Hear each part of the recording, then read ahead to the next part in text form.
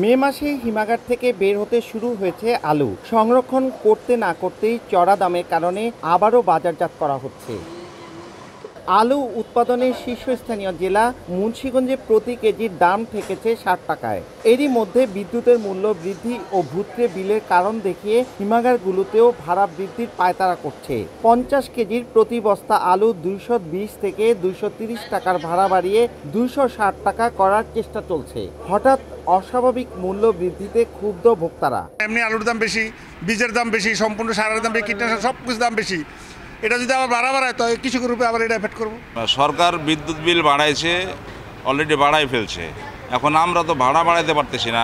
Bangladesh cold storage অ্যাসোসিয়েশনের দাবি, March মাসে জেলার ৩৩ হিমাগারের বিদ্যুৎ বিল ছিল ৩,৫৩,৫৯,০০০ টাকা। এপ্রিল মাসে সেই বিদ্যুৎ বিল এসেছে ৫,১৮,২০,০০০ টাকা।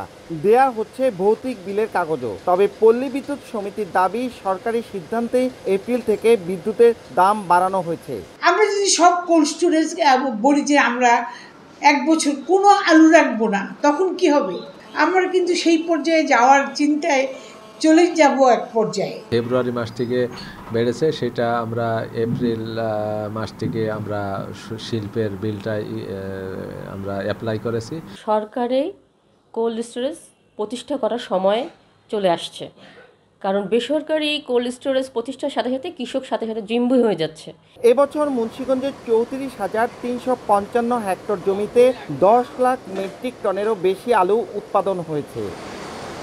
জেলার ৫৮ হিমাগারে এবার প্রায় ৩ লাখ মেট্রিক টন খাবার আলু ও ৮৫,০০০ মেট্রিক টনেরও বেশি বীজ আলু সংরক্ষণ করা হয়েছে।